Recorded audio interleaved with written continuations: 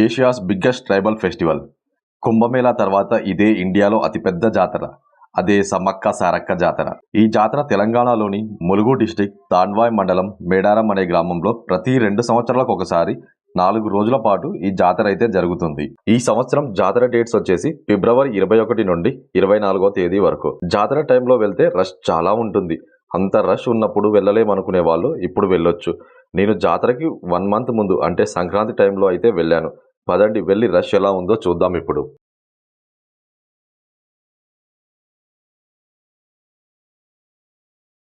హైదరాబాద్ నుండి Medaram almost 250 kilometres ఉంటుంది. హైదరాబాద్ నుండి భోన్గిర్, జన్గాన్, వరంగల్ మీదుగా మేడారం అయితే రీచ్ అవ్వచ్చు.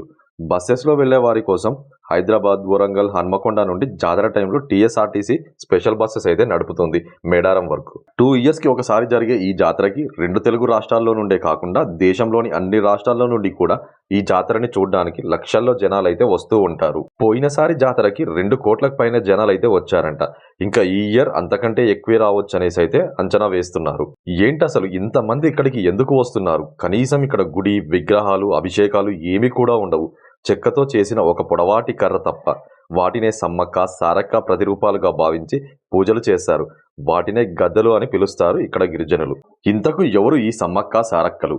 తెలియాలి అంటే 13వ శతాబ్దం అప్పటి కాకతీయుల కాలంలోకైతే వెళ్ళాలి మనం. కాకతీయుల కాలంలో ఈ ప్రాంతాన్ని పాలించే గిరిజన దొర మెడరాజు వేటకు వెళ్ళినప్పుడు అడవిలో చుట్టూ పులులు, సింహాల మధ్యలో ఓ పుట్ట మీద ఆడుకుంటున్న ఓ పాపని చూసి తన ఇంటికి తీసుకుని వెళ్లి సమ్మక్క అని పేరు పెట్టి పెంచుకోసాగాడు. చిన్నప్పటి నుండే సమ్మక్క తన ప్రత్యేకతను చాటుకునేది. తన చేతితో ఎవరికి పసరుమందు ఇచ్చినా వెంటనే వాళ్ళ రోగమైతే ఇట్టే తగ్గిపోయేది. దానితో చిన్నప్పటి నుండే సమ్మక్కని దేవతలా కొలిచేవారు ఆ ప్రాంతంలోని గిరిజనులు. అలా గిరిజనుల ప్రేమతో పెరిగి పెద్దయిన సమ్మక్క మేడరాజు మేనల్లుడు, మేడారం పాలకుడు అయిన పగిడిద్దరాజును వివాహం చేసుకుంది. ఈ దంపతులకు 3 సంతానము. వాళ్ళే సారలమ్మ, నాగులమ్మ, జంపన్న. అప్పటి వరకు చాలా ప్రశాంతంగా ఉన్న ఈ ప్రాంతాన్ని రాజ్యకాంక్షతో కాకతీయ రాజు అయిన మొదటి ప్రతాపరుద్రుడు మేడరాజు పాలించే రాజ్యంపై దండెత్తి రావడంతో వారిని ఎదిరించే శక్తి మేడరాజుకి లేక పారిపోయి మేడారం వెళ్లి తలదాచుకున్నాడు. ఆ తర్వాత మేడారాన్ని పాలించే పగిడిద్దరాజు ఓ సంవత్సరం ఆ ప్రాంతంలో కరువు వల్ల కాకతీయ రాజుకి పన్ను చెల్లించలేకపోయాడు. అలానే మేడరాజుకి ఆశ్రయం ఇచ్చాడని, రాజ్యాధికారం చేస్తున్నాడనే నెపంతో కాకతీయ రాజు మేడారంపై దండెత్తి వచ్చాడు.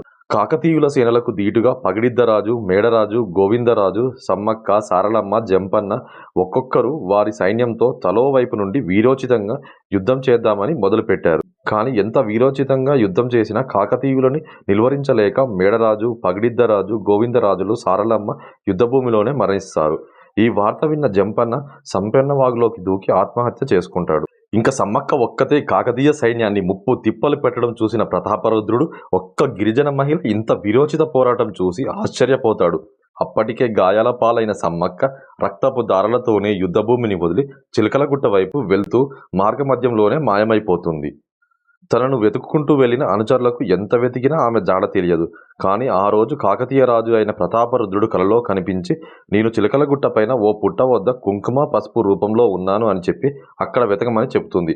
కలలో చెప్పిన విధంగానే అక్కడికి వెళ్లి వెతికితే అక్కడ ఒక కుంకుమ భరణి అయితే దొరుకుతుంది.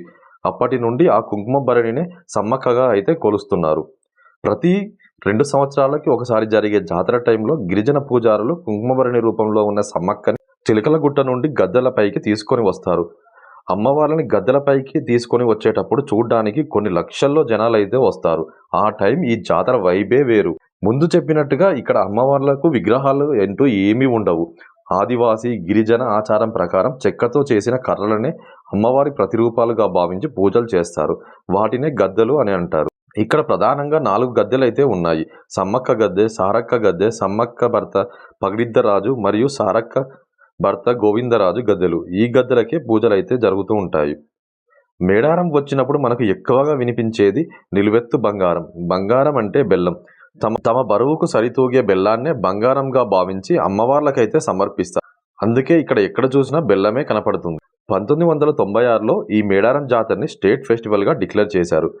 కోరికలు నెరవేరితే ఇక్కడ కోడి లేదా మేకని ఇక్కడ కనిపిస్తున్న ప్లేస్లో అమ్మవారికి సమర్పించి ఇక్కడే వండుకొని తింటారు. ఇక్కడ చిన్న చిన్న హోటల్స్ అయితే ఉన్నాయి. బట్ ఇక్కడ వచ్చిన వాళ్ళు అంతా వండుకొని తినడానికి ప్రిఫర్ చేస్తారు.